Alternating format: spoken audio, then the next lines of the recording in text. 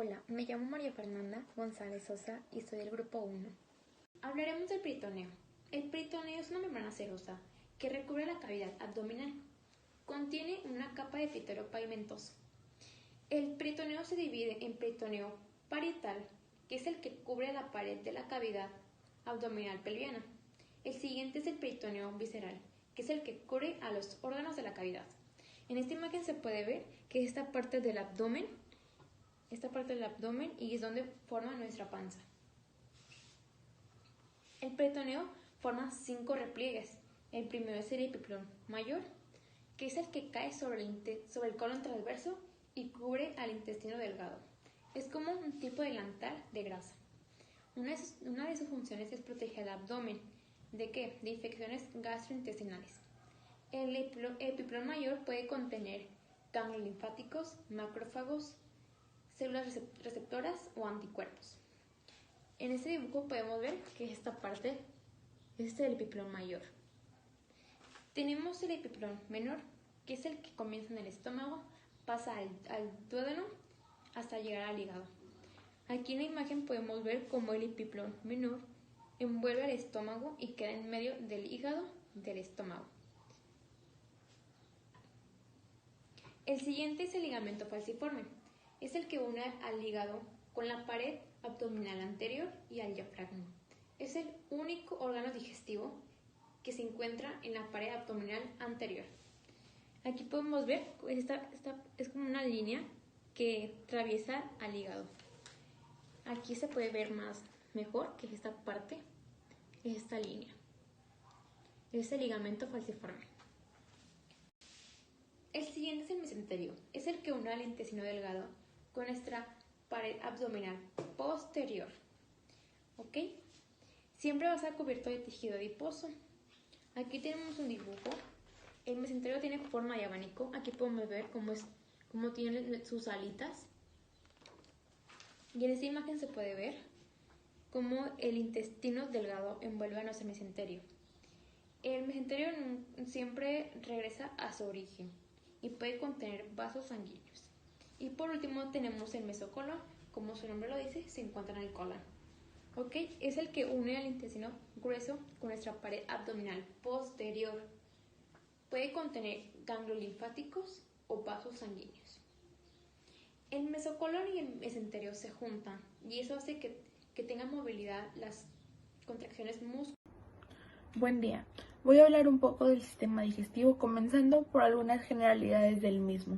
El sistema digestivo está constituido por un tubo hueco abierto en sus extremos, boca y ano, llamado tubo digestivo o tracto digestivo. Lo podemos ver aquí, es este de aquí. Y algunas de sus estructuras accesorias. El tubo digestivo o tracto digestivo comprende la cavidad oral, la faringe, el esófago, el estómago, el intestino delgado y grueso. Mide aproximadamente de 5 a 6 metros de longitud. Algunas de las estructuras accesorias son los dientes, la lengua, las glándulas salivares, el páncreas, el hígado, el sistema biliar y el peritoneo. La digestión se divide en 2 fases. Una de ellas es la mecánica, la cual incluye la aprehensión del alimento, la masticación, la insalivación, la deglución y la defecación. Y la segunda fase, que es la fase química, la cual incluye todos los procesos necesarios para producir la ruptura de las moléculas contenidas en los alimentos con otras más sencillas, las cuales son los nutrientes. En esencia, el aparato digestivo es un tubo muscular recubierto internamente por una mucosa que contacta con la luz y varía según la región, adaptada en las siguientes funciones. El resto de la pared digestiva está compuesta por una submucosa de tejido conjuntivo que sostiene la mucosa, en la cual hay glándulas y nódulos linfoides, una túnica muscular compuesta por una doble capa de fibras musculares lisas dispuestas de manera longitudinal y circular respecto al tubo, y por último una serosa constituida por un tejido conjuntivo laxo rodeado por un mesotelio. El epitelio de la boca, faringe externas, es un tipo de escamoso estratificado no queratinizado y su función es sobreprotectora. El epitelio cilíndrico simple, que participa en la secreción y absorción, reviste al estómago y a los intestinos. La pared del tubo digestivo presenta 4 capas o túnicas concentradas: la mucosa, la submucosa, la muscular y la serosa o adventicida. A lo largo del tubo digestivo existen diferentes histologías de cada capa, principalmente la túnica mucosa, las cuales se manifiestan las características funcionales de cada segmento. Ahora, retomando el tema del tubo digestivo, este es un tubo formado por los órganos donde pasan los alimentos y los líquidos cuando se tragan, absorben y salen del cuerpo en forma de heces. Estos órganos son la boca, la faringe, que es la garganta, el esófago y el estómago, al igual que los intestinos grueso y delgado, el recto y el ano. El tubo digestivo es una parte del aparato digestivo, también se le puede llamar tracto alimentario o tracto digestivo, como ya había mencionado. Este es el canal alimentario y consiste en una serie de órganos, incluyendo el esófago y los ya antes mencionados, unidos en un largo tubo que va de la boca al ano. El tubo digestivo de una persona adulta tiene unos 30 pies, unos 5 o 6 metros de longitud, y la pared del tubo digestivo presenta 4 capas o túnicas concentradas, las que ya habías mencionado anteriormente. A lo largo de este mismo existen diferentes histologías de cada capa, principalmente en la túnica mucosa, las cuales se manifiestan en las características funcionales de cada segmento. Ahora, viendo el peritoneo, lo podemos observar aquí. Esta es una membrana serosa más grande del cuerpo. Consiste en una capa del epitelio pavimentoso, simple con la estructura del sostén subyacente, formada por tejido conectivo aeroreal y se divide en peritoneo parietal, que reviste la pared de la cavidad abdominopélvica, y el peritoneo visceral, que cubre el total o parcialmente algunos órganos de la cavidad. Hay 5 repliegues peritoneales. Uno de ellos es el epigloón mayor y es la hoja más grande del peritoneo. Cae sobre el colon transverso y cubre el intestino delgado. Está compuesto por 2 hojas y se pliegan por sí mismas y forman en un total 4 capas que se extienden del estómago hasta los órganos abdominales adyacentes. Otro que es el epiplón menor y surge como 2 hojas de la serosa del estómago y el duodeno y se extiende hasta el hígado, que contiene algunos ganglios linfáticos. El siguiente es el ligamento falciforme y ese une al hígado y a la pared abdominal anterior al diafragma, que es el único órgano digestivo que está unido a la pared abdominal anterior. El siguiente, que es el mesenterio, una hoja de peritoneo con un aspecto abánico, une el interior abdominal posterior y suele estar cubierto por un tejido adiposo y se extiende desde la pared abdominal posterior, envuelve el intestino delgado y regresa a su origen. Y por último tenemos al mesocolon. Este une el intestino grueso a la pared abdominal posterior, que contiene vasos sanguíneos y linfáticos que fijan el intestino en su posición, que permite movimientos como las contracciones musculares. Ahora pasamos a la siguiente parte, que es la boca. La boca, de buca apertura, también denominada cavidad bucal u oral, está formada por las mejillas, el paladar duro, el paladar blando y la lengua. Aquí podemos ver sus partes. Las mejillas, las partes laterales de la cavidad bucal, que son estas, están cubiertas por piel en el exterior y por una mucosa hacia afuera que consiste en el epitelio pavimentoso estratificado no queratinizado. El músculo buquinador es el tejido conectivo que se localiza entre la piel y la mucosa de las mejillas. La porción anterior de estas termina en los labios. Pasamos a lo siguiente, que son los dientes. Los podemos observar aquí. En total hay 32 dientes permanentes, 8 dientes más que en el número de dientes de leche. Entre los 17 y 25 años salen 4 dientes más, llamados las muelas del juicio, que crecen en la parte posterior de la boca. Estas 4 muelas de juicio complementan el grupo total de dientes en los adultos, que son 32, como ya había mencionado. Y estos mismos están compuestos por calcio y fósforo. Son muy duros, sobre todo por la presencia del esmalte, que debe resistir a la saliva, la flora microbiana bucal y al constante trabajo masticatorio que desempeñan los mismos. Luego pasamos al vestíbulo. El vestíbulo es la entrada a un conducto de la cavidad bucal, el espacio limitado hacia afuera por las mejillas y los labios hacia adentro por las encías y los dientes. La cavidad bucal, propiamente dicha, es un espacio que se extiende hasta las encías y los dientes hasta las fauces, el paso entre la cavidad bucal y la faringe, que es la garganta. Ahora hablaremos del paladar. Este lo podemos observar aquí. Es este de aquí. El paladar es una pared o tabique que se separa la cavidad bucal de la nasal y forma el techo de la boca. Esta importante estructura permite a la masticación y la respiración al mismo tiempo. El paladar duro, porque se divide en dos. La parte anterior del techo de la boca está constituido por los huesos maxilar, palatino y se halla cubierto de mucosa. Establece el límite óseo entre las cavidades bucal y nasal. Y el siguiente, que es el paladar blando, que representa la porción posterior del techo de la boca, es un tabique muscular en forma de arco entre la bucofaringe y la nasofaringe revestido por una mucosa. Ahora pasamos a la úvula, la podemos ver señalada aquí. Es esta. Pendiendo del borde del límite del paladar blando, hay una masa muscular cónica llamada úvula o uva, que es parecida a una uva pequeña. Desde la base de la úvula parten dos pliegues musculares que recorren los lados del paladar blando hacia adelante, el arco palagoso, que extiende hacia el borde de la base de la lengua, hacia atrás el arco palagofaringeo, que extiende hasta el borde de la faringe. Luego pasamos a la lengua, que ya todos la conocemos, es esta de aquí. Esta lengua es un órgano digestivo accesorio, como los anteriores mencionados, compuesto por un músculo esquelético cubierto de una mucosa. Junto con los músculos asociados forman el piso de la cavidad bucal. La lengua se divide simétricamente en dos mitades por un tabique medio que se extiende en toda su longitud y se inserta por debajo del hueso hioides, en la apófisis extiloides del hueso temporal y maxilar inferior.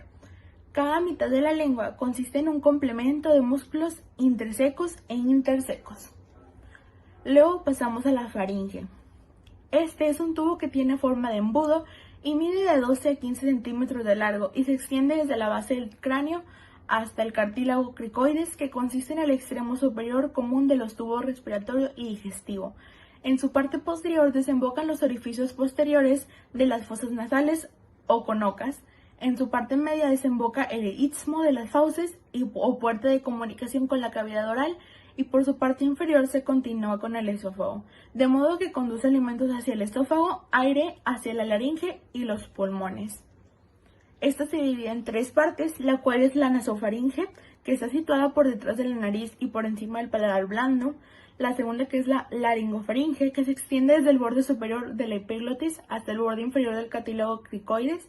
Y por último, la orofaringe, que está limitada por arriba del paladar blando y por abajo de la base de la lengua, en donde se encuentra una colección de tejido linfoide llamada amígdala lingual por los lados de los pilares del paladar anterior y posterior. La faringe es un tubo que tiene forma de embudo, mide entre 12 a 15 centímetros de largo, se extiende desde la base del cráneo hasta el cartílago cricoides. En su parte anterior se desembocan los orificios posteriores de las fosas nasales y de las coanas. En su parte media se desemboca el istmo. Pasa las puertas de comunicación con la cavidad oral. En su parte inferior continúa con el esófago y de ahí conduce los alimentos al esófago. El aire lo pasa a los pulmones y a la laringe. Y aquí podemos ver, en esta maqueta podemos ver que aquí se encuentra la faringe. En esta parte se encuentra la faringe. Esto es todo esto. La faringe se divide en tres partes, que es nasofaringe, orofaringe y laringofaringe. En esta maqueta podemos ver que aquí están sus tres partes. ¿Ok? Pero en el sistema digestivo solo se cuenta orofaringe y laringofaringe. ¿Por qué? Porque el nasofaringe cuenta más con el sistema respiratorio. Bueno, hablaremos de la orofaringe, que es el que se encuentra en la parte de arriba con el paladar blando y debajo de la lengua. Y ahí podemos encontrar el tejido linfoide llamado amígdala lingual. Aquí tenemos una imagen donde se puede ver la amígdala lingual, que es abajo. Se encuentra aquí abajito, que es esta parte de aquí. Ok. La laringofaringe se extiende desde el borde superior de la epiglotis hasta el borde inferior del cartílago cricoides. También tenemos una imagen, que es esta parte de color verde Primero es nasofaringe, luego orofaringe y por último laringofaringe. Ahora es la parte de abajo de color verde. Continuamos con la aponeurosis faringea, que tiene forma tubular fibrosa, a la que le falta la pared anterior, que se le considera como un esqueleto de la faringe. Sus bordes anteriores de esta aponeurosis se insertan desde arriba hacia abajo, en las pterigoides y en el ligamento pterigomandibular. En su borde posterior se encuentra el cartílago tiroides y cricoides de la laringe. En esta imagen se puede ver que esta es la aponeurosis, que conlleva esta parte del cuello. La faringe cuenta con músculos constrictores y músculos elevadores. Empezaremos con los músculos constrictores. El primero se llama el constrictor superior. Es el más profundo y tiene forma cuadrilátera. Su inserción es en el borde posterior de la lámina medial de la apófisis pterigoideas. En su parte posterior se encuentra la amiloidea de la mandíbula. Este constrictor se encuentra a un lado de la lengua. Aquí tenemos una imagen, aquí podemos ver que es esta parte que forma nuestro cachete, es esta parte. Está por dentro y está a un lado de la lengua. El siguiente es el constrictor medio. Es el que se centra en el hueso hioides y se centra en el asta menor del hueso ides y el ligamento estiloideo, y luego pasa y se inserta en el asta mayor. Aquí tenemos una imagen, se puede ver que es esta parte de nuestro cuello, donde empieza el cuello, aquí empieza el constrictor medio, o sea, por dentro. Por último se encuentra el constrictor inferior. Este tiene forma de trapezoidal. Sus inserciones son de tricocricoideas. Se inserta en la cara lateral del cartílago tiroides. Este constrictor tiene bordes superiores y bordes inferiores de la lámina cuadrilátera. En el borde inferior se encuentra el cartílago cricoideas. Este constrictor se inserta en los músculos de la laringe.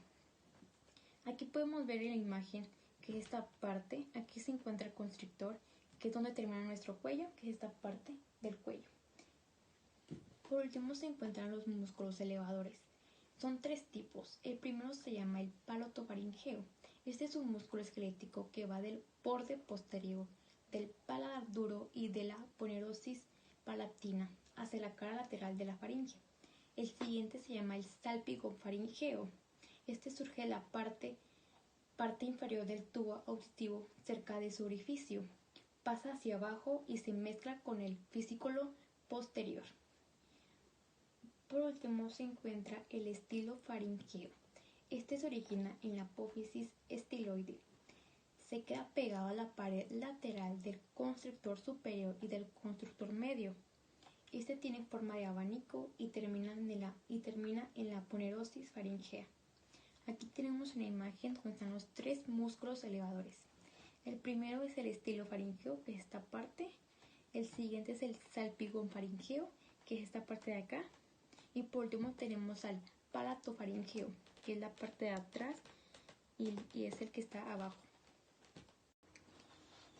Continuamos con el esófago. El esófago es un tubo muscular que alrededor mide de 25 centímetros de longitud. Está situado por detrás de la tráquea, comienza en el límite inferior de la laringofaringe y atraviesa al mediastino por delante de la columna vertebral.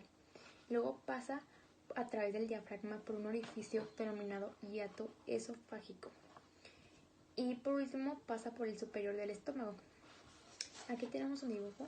Aquí podemos ver que este es el estómago y este se llama el hiato esofágico. Y esta parte de aquí es el esófago, donde termina el esófago. Acá también tenemos una maqueta, que es esta parte de aquí. Todo esto es el esófago. Ok, el esófago tiene 4 capas, que es la mucosa, la submucosa, la adventicia y la túnica muscular. El esófago cuenta con 3 porciones. Aquí en la maqueta podemos ver que aquí está el esófago y aquí están sus 3 porciones. La primera es la porción cervical. Esta se ubica en la parte posterior con el borde del cartílago cricoides anteriormente y posteriormente en la columna cervical número 6. La siguiente es la porción torácica. Esta se ubica en la cara anterior, en la parte superior de la colinda de la tráquea. Por último tenemos a la porción abdominal. Esta se encuentra en el borde izquierdo de la colinda con el ligamento triangular izquierdo del hígado. Y aquí podemos ver que son las tres porciones: la cervical, la torácica y la abdominal. El esófago va a estar irrigado por arterias superiores, medias e inferiores. Las superiores son ramas de la arteria tiroidea, las medias nacen directamente de la aorta y las inferiores son ramas de las frénicas inferiores. Mi nombre es Devanita Sandro Alfaro. Bueno, estaremos hablando sobre el estómago. Es un ensanchamiento del tubo digestivo con forma de J, localizado por debajo del diafragma, en el epigastrio, región umbilical y en el hipocondrio izquierdo. Se interpone entre el esófago y el duodeno, la primera porción del intestino delgado. Tiene 4 regiones principales, por las cuales son cardis, fundus, cuerpo, el antro, y por último viene también siendo el conducto pilórico, que aquí lo podemos ver en este dibujo.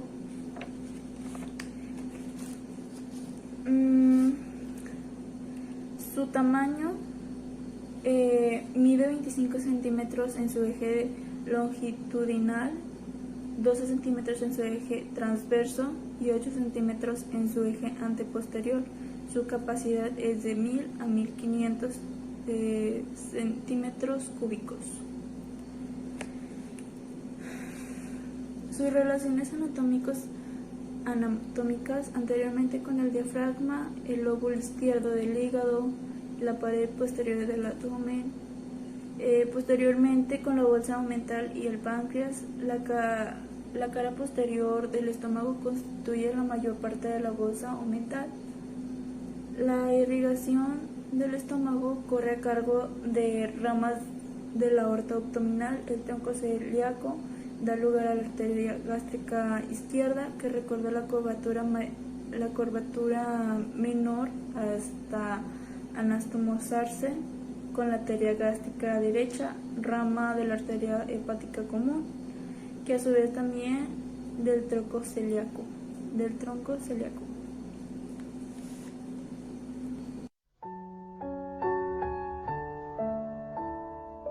Buenas tardes, soy Diego Jaques y voy a continuar el tema del aparato digestivo hablando del intestino delgado.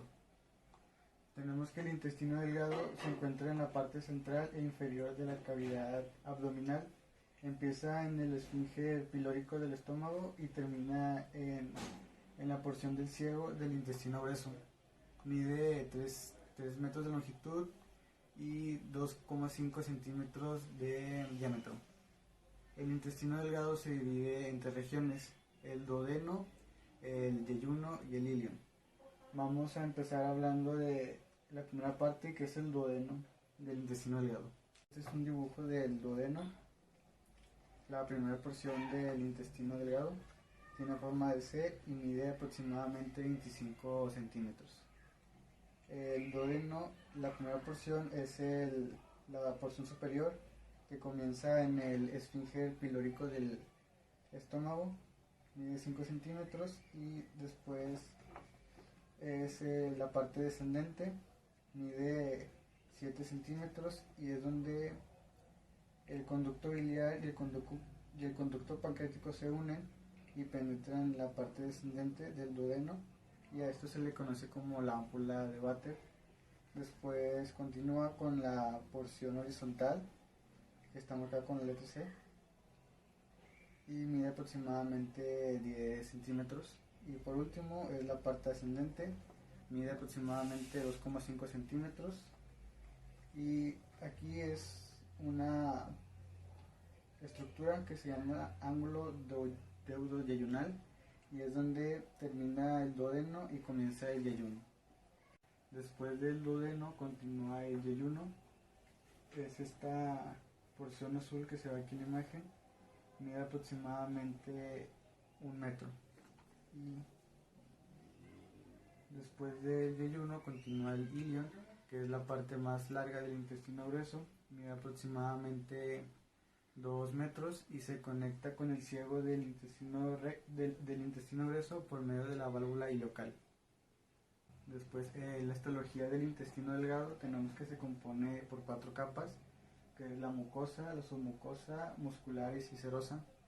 La mucosa es epitelio simple, se compone por células abscisivas, que su función es absorber y digerir los nutrientes del bolo alimenticio, y células calciformes que secretan moco. Después de la mucosa, ¿qué es esto? Sigue la submucosa, musculares y serosa. La capa serosa cubre por completo el intestino delgado. Vamos a hablar de la irrigación del intestino delgado. Vamos a empezar con la irrigación del duodeno, que proviene de la arteria celíaca. Y la parte proximal del duodeno está irrigada por la arteria pancreatoduodenal superior, y la parte distal del duodeno está irrigada por la arteria pancreatoduodenal inferior.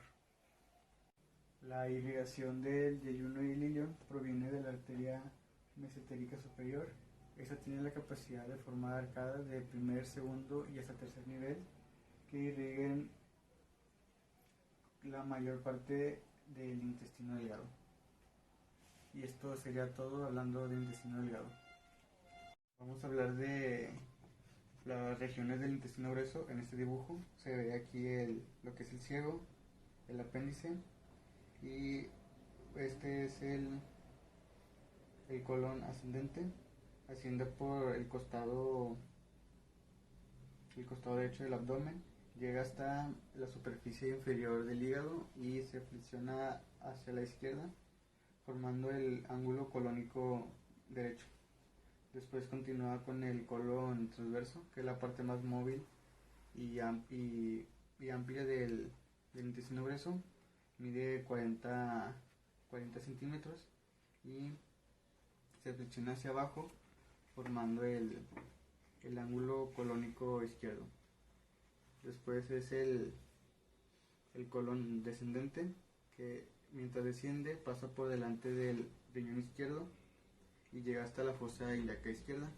Después de la fosa ilíaca izquierda continúa el colon sigmoides, que tiene una forma de S, mide 20 centímetros y llega hasta el recto. El colon sigmoides es la estructura que conecta el colon descendente con el recto. En el eje central del intestino grueso se encuentran lo que son las tenias, que son fibras musculares. Aquí está esta línea. Y estas tenias pareciera que estuvieran frunciendo el intestino grueso y hace lo que son las austrias, que son estas estructuras en forma de saco. Y la irrigación del intestino grueso proviene de la arteria mesentérica superior y la arteria mesentérica inferior.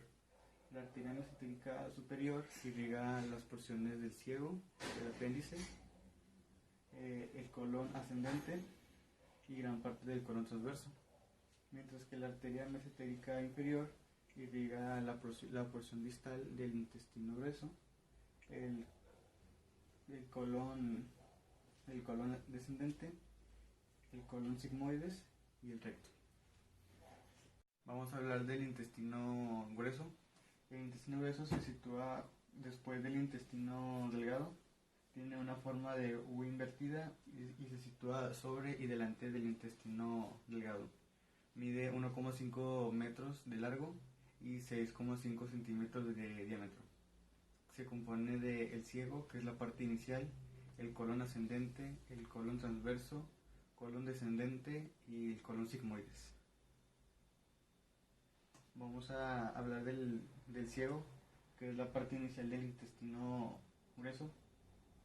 Es donde desemboca el intestino delgado por la válvula ileocecal y tiene forma de bolsa y mide 6 centímetros de largo. Por debajo del del ciego está el apéndice, que mide 8 centímetros y tiene forma de gusano. Vamos a hablar del recto, que son los últimos 20 centímetros del tubo digestivo. Se extiende desde el colon sigmoides hasta el conducto anal.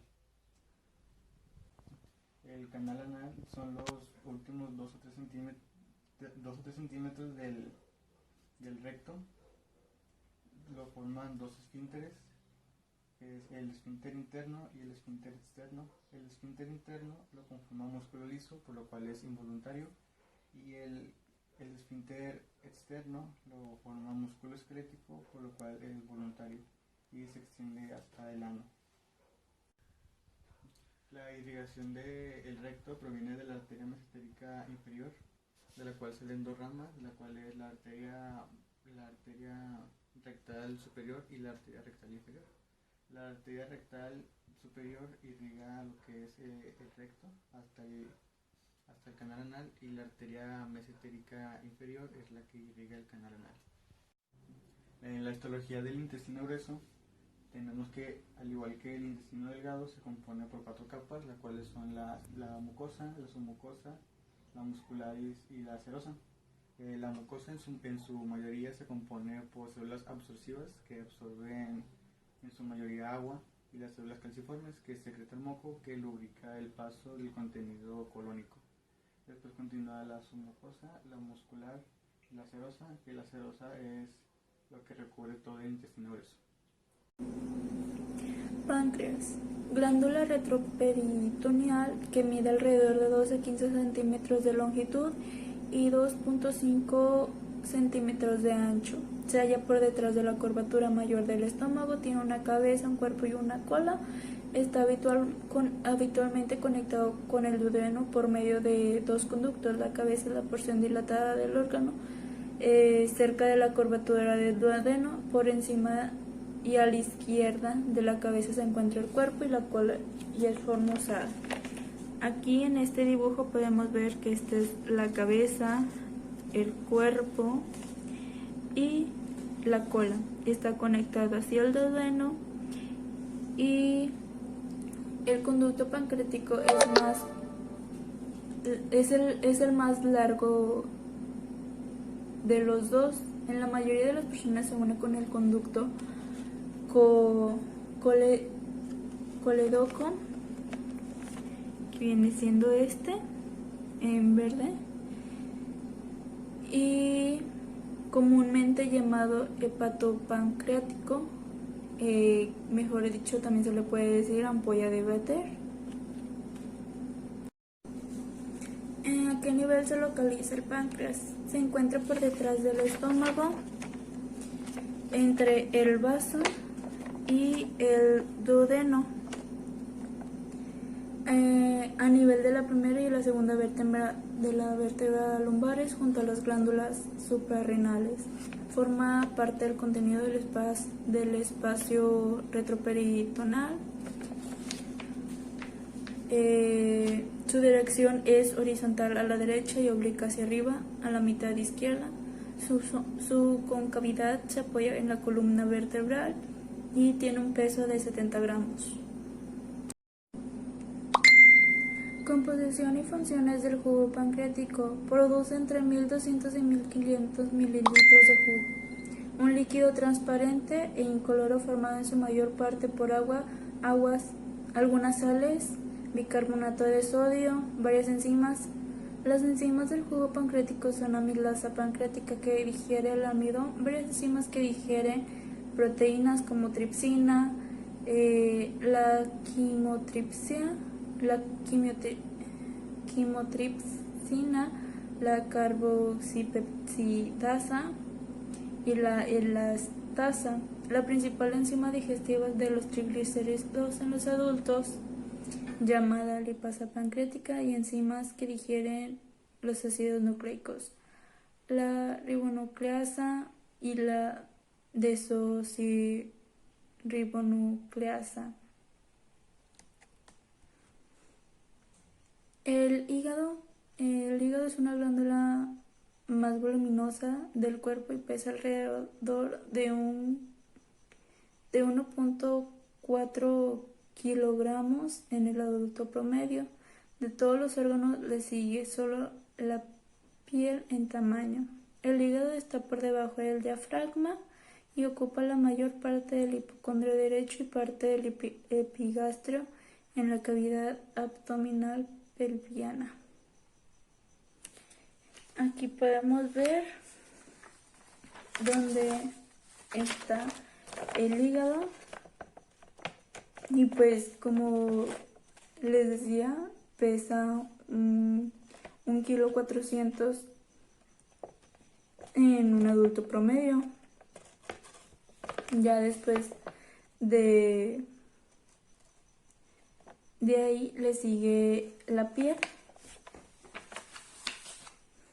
La forma del hígado está situado en la parte superior derecha de la cavidad abdominal, debajo del diafragma y por encima del estómago, el riñón derecho y los intestinos. El hígado es un órgano de color marrón rojizo. Lo pueden ver, está de un color rojizo derecho, oscura, de triángulo, que pesa alrededor de 3 libras. Su circulación hepática recibe sangre de 2 fuentes. De la arteria hepática obtiene sangre oxigenada y por la vena porta recibe sangre desoxigenada que contiene nutrientes recién absorbidos, fármacos y posiblemente microorganismos y toxinas de tubo digestivo.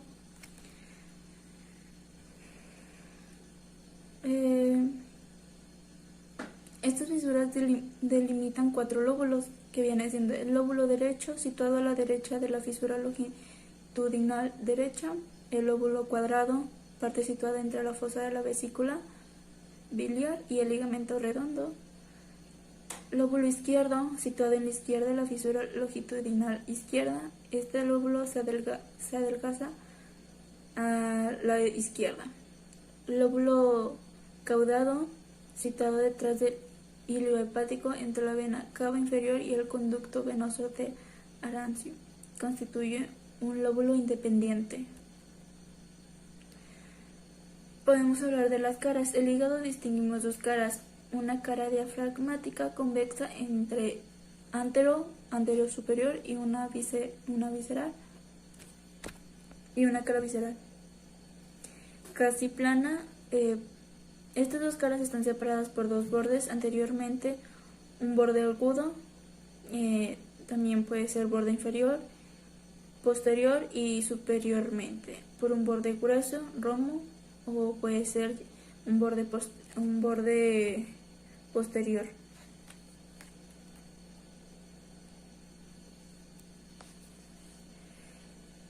El hígado está formado por varios componentes como los hepatocitos, que son principales células funcionales del hígado y cumplen una amplia variedad de funciones metabólicas, secretorias y endocrinas.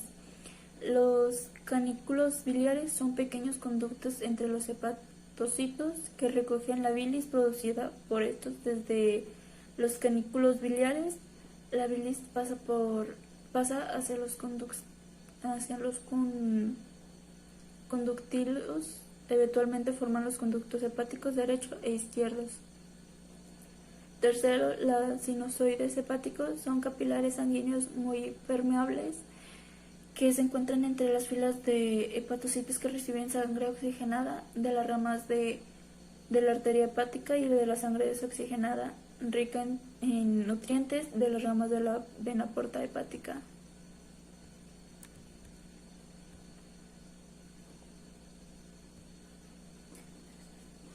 Vesícula biliar.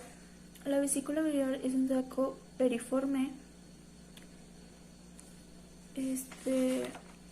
localizado entre una depresión de la cara inferior del hígado. Aquí lo podemos ver.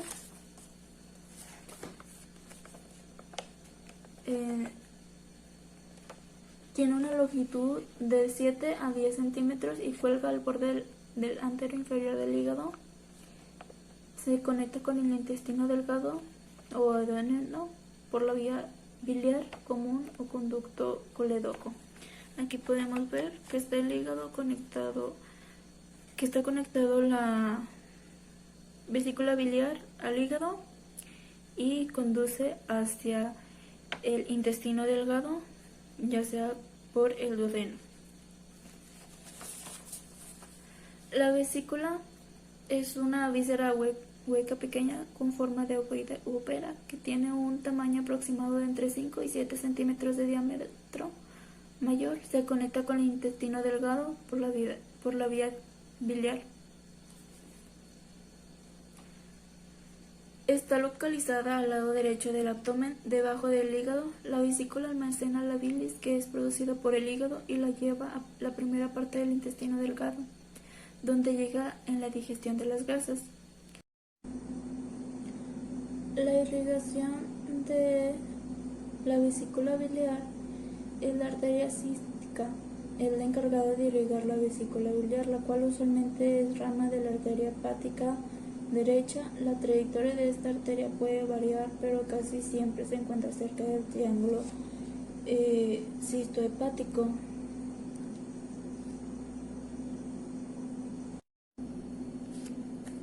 Capas. La pared de la vesícula biliar está formada por 3 capas principales del tejido. La primera es la mucosa, que es la capa más interna y cubre la pared de la vesícula biliar. La segunda es la capa muscular, que es la capa intermedia del músculo liso. Y la tercera es la serosa, que es la capa exterior. Sus vías biliares. Es un pequeño saco muscular de almacenamiento en forma de pera que contiene la bilis y está interconectado con el hígado mediante los conductos llamados vías biliares. ¿Cómo se une la vesícula al sistema digestivo? Cuando el estómago y el intestino digieren alimentos, la vesícula biliar libera bilis a través de un tubo denominado conducto biliar común. Ese conducto conecta la vesícula biliar y el hígado con el intestino delgado.